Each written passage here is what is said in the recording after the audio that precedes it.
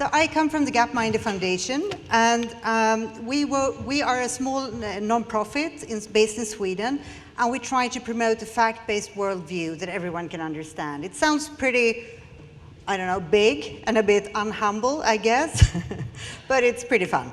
So we just finished the book Factfulness, as you just heard, and the book starts with us asking questions to the general audience in 14 countries. We ask 13 questions. It's the same questions I sent out here that you got today, and that is the starting point, and we're going to go through 2 of them, and you will just see the idea.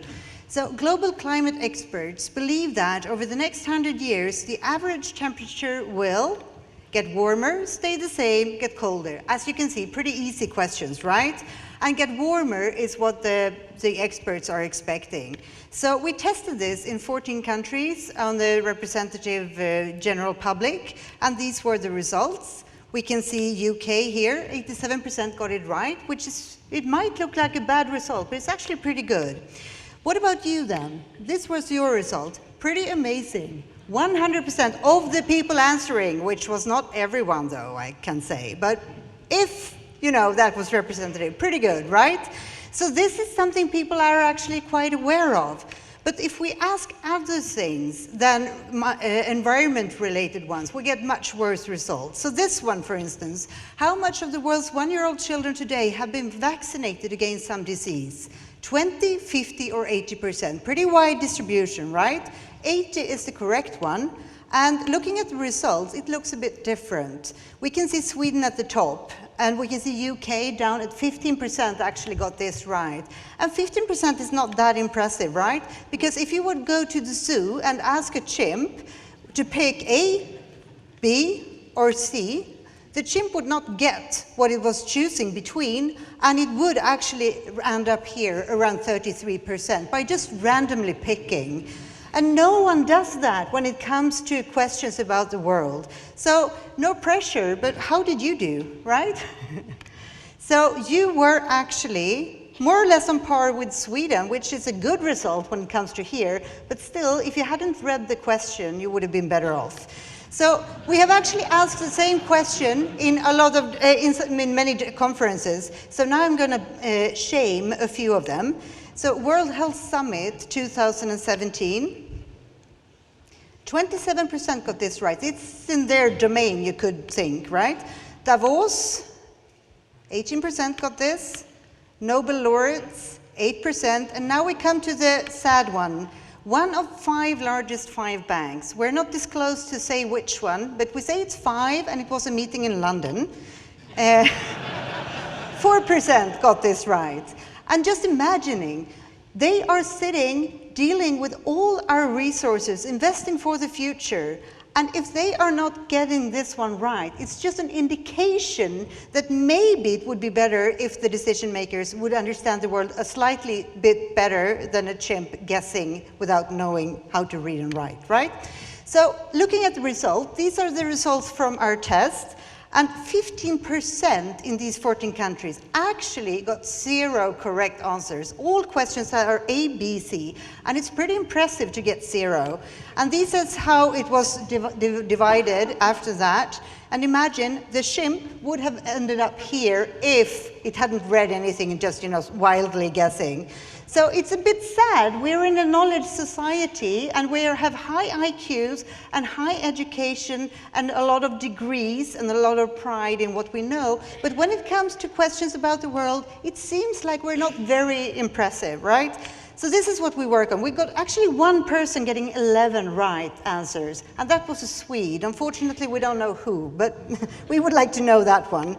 And no one got 12 correct. So you see, it's a pretty dark picture. So actually, it was only 10% of the people we tested that was better than the chimp. So what about you then? These were your results. It's slightly better, right? Somewhat more on the green side, and 25% was beating the chimp. So I don't know if you should be happy or sad. You can always blame, say that the guys who would make you score here, unfortunately, they didn't manage to actually answer the questions correctly or something, right? So if we look at the data, actually there are a lot of things that are going well. I'm just going to run you through a few things. Legal slavery is going down, death from disaster down. We don't have lead in the gasoline anymore. Fewer children are dying. It's harder to die in plane crashes. We have more movies to choose from. More people are getting vaccinated, more music to choose from, and more of the nature is actually protected worldwide. I mean, a lot of data is showing on global trends and proportions saying that the world is not as bad as we think, but in our minds it's pretty dull. So looking out the window, it's pretty hard to say what are the global trends of the world, right? So then we turn to the TV. But what we see there will be disasters, war, refugee crisis, horrible diseases, paradises, cute animals, and exotic cultures. And we try to make a worldview out of that, which is pretty hard as we only see the extraordinary events, which most likely prime our brains to think that the world is worse than it actually is. So to understand the world then, first of all, think of the world as this, 7 people. These are the 7 billion of the world, and this is how they are divided. 1 in America, 1 in Europe, 1 in Africa, and 4 in Asia. Pretty easy. We can think of the world as a pin code, 1114. I mean, that's the level we have to know the world by.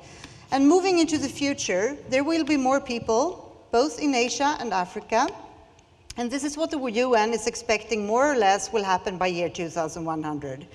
So, if we split the world into the classical West like this, we will be only 8% of the world population at year 2100. This is where the people will be, just so you get an idea. So how can we understand the world then? Imagine the world as a street. The poorest to the left, the richest to the right, and everybody else somewhere in between. And what you can do then, we have been sending out photographers to this imaginative street to see what the life looks like where people live.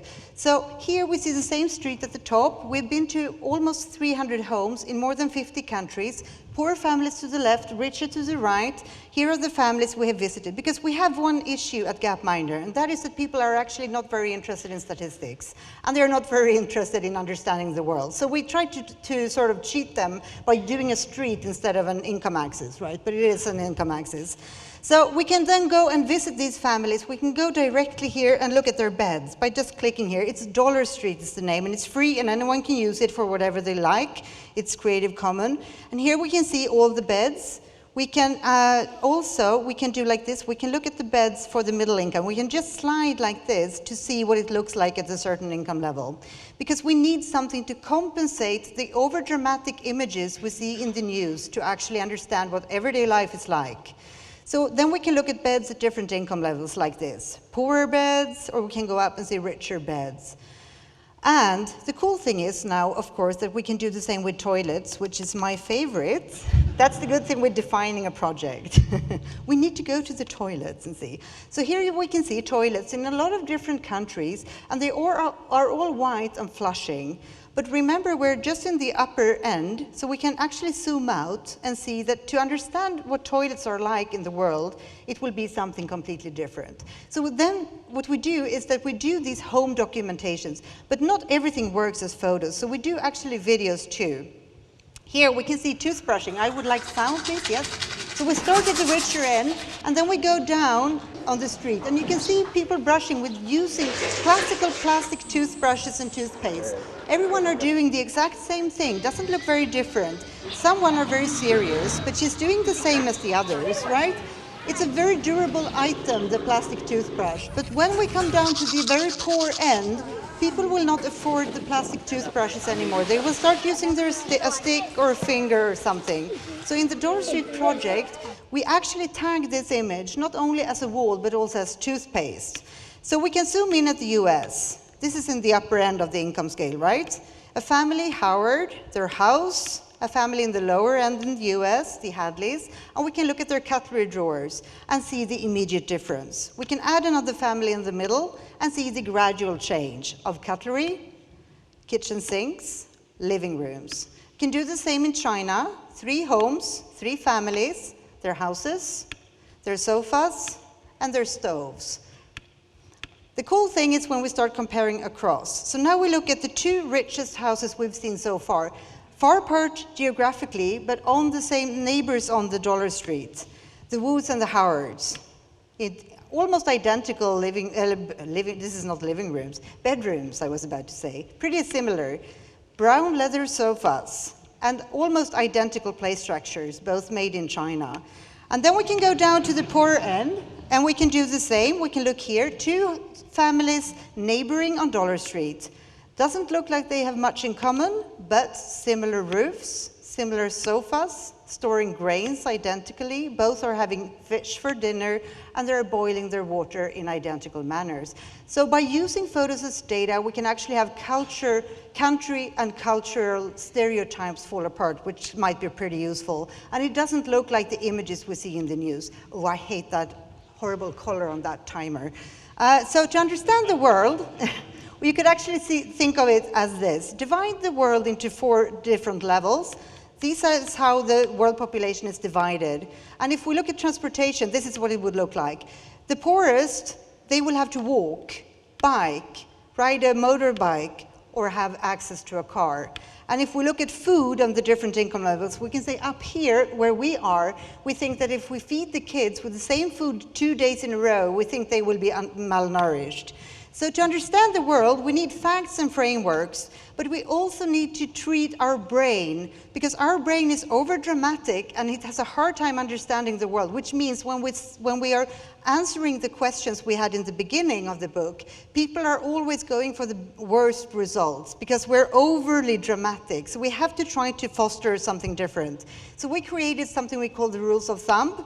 And the first rule is the gap, our gap instinct. We tend to see huge differences. When we do, we should look for the majority. Just remember ourselves to do that will actually help. When we hear bad stories, it's just getting worse, we should remember that improvements would not get publicity. So we never see this. Yesterday, all trains were on time again, right? And when we see a trend, we tend to think that it will continue, but we have to remember many lines bend. Many stories are driven by fear, but we have to calculate the risk. When we see, yes. And then we also hear a lot of stories about huge problems, but we have to remember to compare and divide. So this number is from the UNICEF. It says 4,489,000 infants died in year 2016. Horrible number, so bad. But look at 2015 or 1950, it was worse. So we have to keep in mind that even if something is bad, it might still be better than it used to be. Then we tend to generalize, and that we should also, of course, be careful doing. When we see a boat of refugees, we might think that they are all the same if we're not, trying hard not to. Here I read a story about one of these boats ending up on Gran Canaria, accidentally on a nudist beach. So I'm just wondering, did they know when they stepped into this life-threatening boat to cross the ocean to come to Europe that this was the Europeans they would meet first, the typical Europeans, right? And then we have the destiny instincts that we tend to think that countries and cultures are all the same and will always be, but most things are actually moving. And we have the single, that we are very single-minded, and we tend to think if we have a hammer, we think everything is a nail. Of course, it's better to have a toolbox, right? And blaming, a very basic thing we do all the time, but we have to try not to, because we stop thinking when we're blaming. I hate that color even more. Now it's red. And the horrible thing is then that the urgency instinct we have tend to have us act now or never, but it's much better to think we need to take one step at a time. So we basically, the whole book is organized around these 10 dramatic instincts where we give rules of thumb, which we think can be pretty useful. So when we see news like this, maybe we would do like with the cigarettes, adding a warning and a scary picture to help us understand, and adding a helpline so we can actually get out of these over-dramatic thinking habits. So if you go to our website and do the same test that we sent out, you can actually do it online. If you get 100% correct, it meaning getting the 12 questions correct, you can do it several times, then we send you a diploma. And we have actually done certifications with the media in Sweden, with schools, and actually some workplaces. In this workplace, they are actually requiring new hires to actually score 100% correct on our test to actually get a job. And I think it's pretty decent to ask people to score a little bit better than the chimp before getting a highly, sophisticated work. So if you want anything more, just go to our websites, Gapminder or Dollar Street. And we are a non-profit. We love to collaborate. So please bring more homes to Dollar Street. And you can follow us here. Thank you.